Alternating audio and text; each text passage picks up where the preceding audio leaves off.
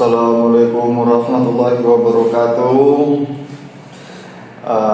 Di sini saya dan kawan-kawan ingin mempresentasikan mata kuliah Arsitektur Enterprise, yang mana di sini saya ada teman saya di sebelah kiri saya, namanya siapa Mas? Yusril Aksal Arifin dengan NIM 235116. Dan sebelahnya lagi siapa Mas?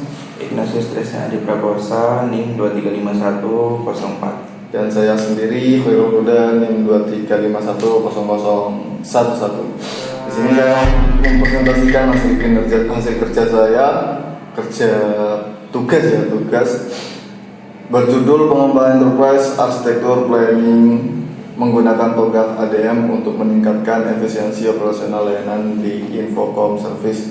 Nah, kita perlu ketahui di Infocom Service tersebut terdapat banyak layanan, salah satunya penjualan spare part, servis HP ataupun servis laptop. Dan yang mana di sana tempatnya sangat bagus, sangat rekomendasi buat teman-teman yang mau menggunakan jasa servis di sana, bisa rekomendasi tempatnya di Malang di Jalan Gajayana. Baik, selanjutnya. Tunggu.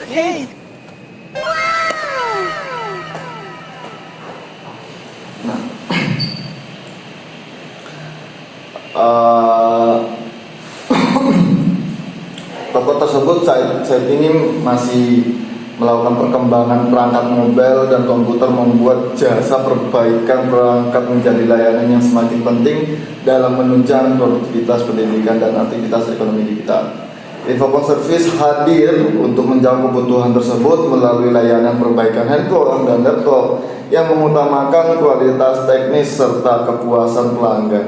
Namun pertumbuhan jumlah pelanggan dan meningkatnya volume pekerjaan harian membuat sistem manual dan semi digital yang selama ini digunakan mulai menunjukkan banyak keterbatasan.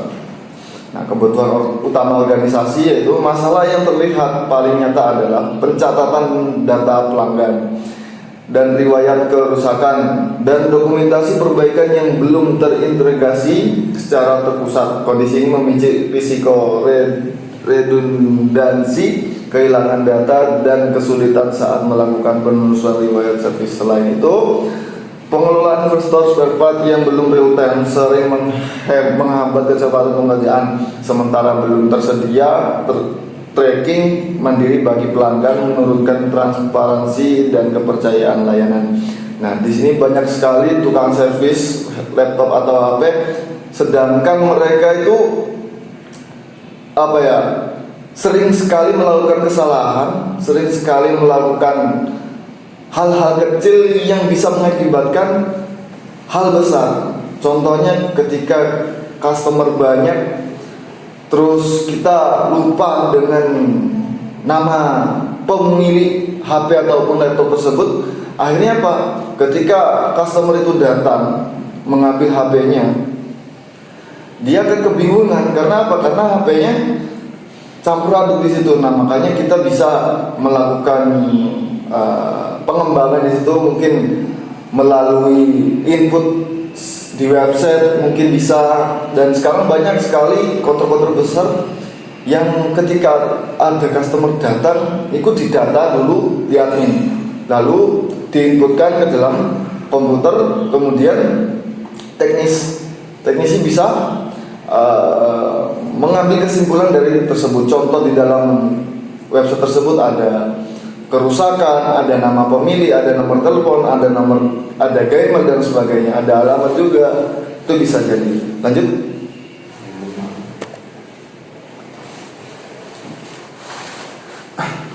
Nah, rumusan masalah bagaimana memetakan arsitektur bisnis saat ini agar 3 layanan utama yaitu penjualan spare part, service tracking, dan administrasi dapat terintegrasi sehingga redundansi data dapat dihindari. Yang kedua, bagaimana menyusun arsitektur data yang mampu mengelola informasi pelanggan, investasi, suku cadang, dan riwayat servis secara terpusat untuk mendukung efisiensi operasional. Yang ketiga, bagaimana menentukan langkah implementasi menggunakan phase TOGAF ADM agar transformasi dari sistem manual menuju sistem digital dan berintegrasi dapat berjalan terarah. Nah, tujuan ini mengetahui rancangan arsitektur bisnis yang menyelaraskan alur kerja, layanan penjualan spare part, service, hardware, ataupun software, dan administrasi sehingga efisiensi operasional meningkat. Mengetahui struktur arsitektur data yang mengorganisasi identitas pelanggan, perangkat, inventaris, dan transaksi secara terpusat agar keakuratan informasi perusahaan terjaga. Mengetahui peta jalan implementasi informasi digital yang bertahap untuk memandu migrasi dari sistem manual ke sistem berbasis arsitektur enterprise. Nah, sekarang kami meneliti alur kerja yang awalnya itu dilakukan secara manual. Sekarang saya meneliti gimana caranya alur kerja tersebut bisa dilakukan secara digital sehingga mempermudah kinerja teknisi ataupun kinerja pada toko tersebut. Lanjut, silakan Mas Yusri dulu dilanjut. Yang berikut yaitu perancangan arsitektur. Di sini ada ruang lingkup. Ruang lingkup mencakup layanan servis handphone dan laptop, pengelolaan data pelanggan, proses perbaikan perangkat, sistem transaksi dan pembayaran, serta pengelolaan data teknis dan spare part.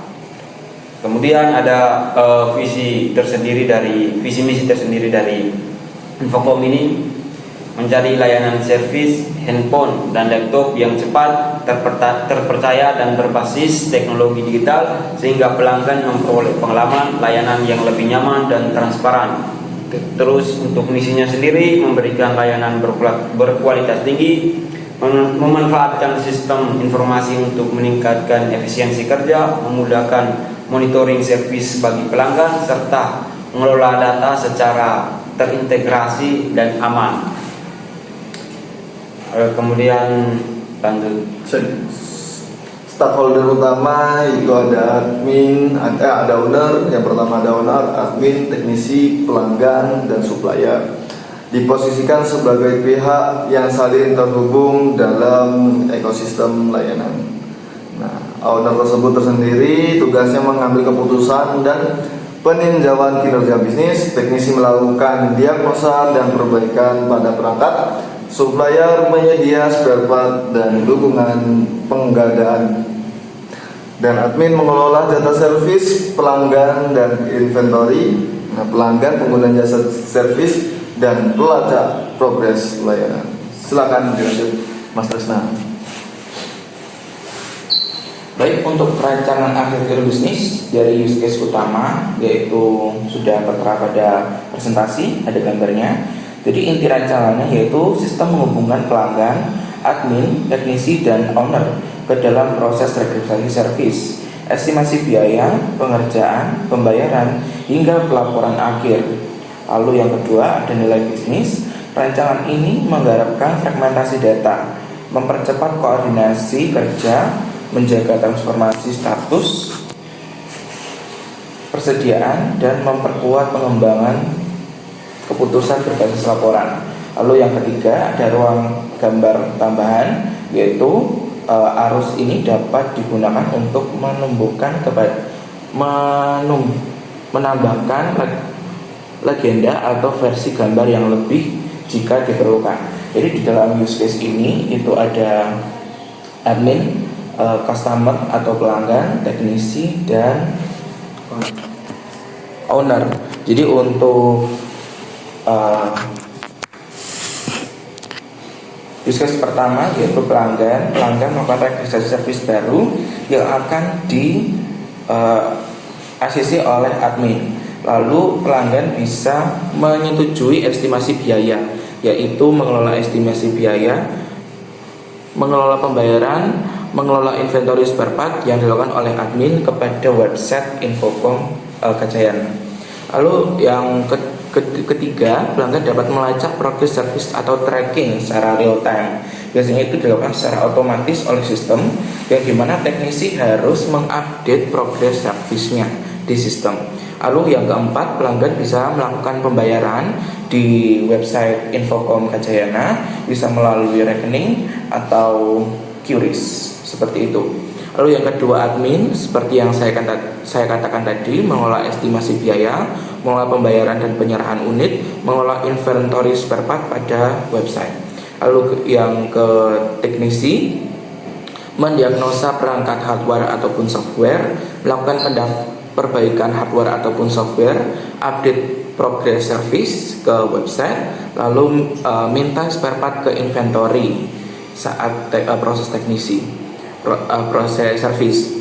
Lalu yang terakhir ada owner itu mereview laporan keuangan yang dilakukan pada website, lalu analisis performa service yang dilakukan pada feedback antara pelanggan dengan admin ataupun teknisi pada website.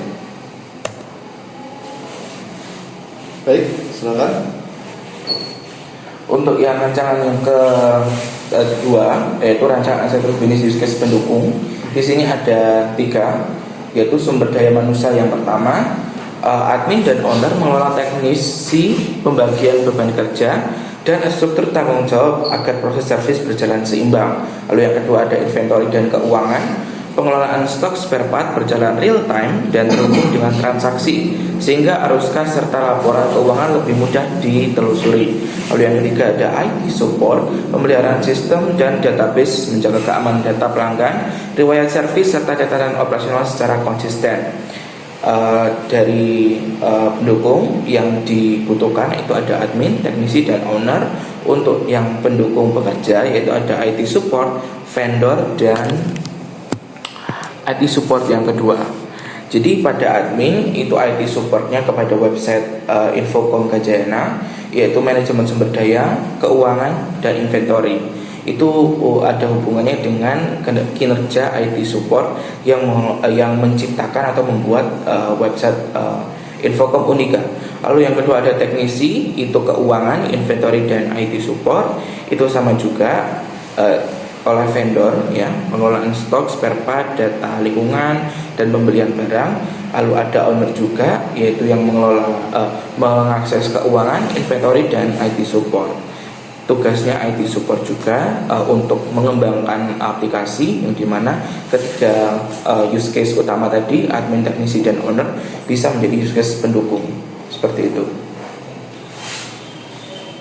Lanjut, Mas Usril. Kemudian ada rancangan arsitektur data. Yang pertama itu ada konsep data utama. IRT menjadi dasar untuk menghubungkan data pelanggan, perangkat servis, teknisi, transaksi, dan inventaris suku cadang. Hubungan antar entitas dibuat agar proses pencairan, pelacakan, dan pelaporan menjadi lebih akurat. Kemudian yang kedua yaitu manfaat utama. Pemusatan data membantu mengurangi duplikasi, menjaga konsistensi informasi, mempercepat proses servis, dan mendukung pengambilan keputusan menjadi manajerial berdasarkan data yang valid.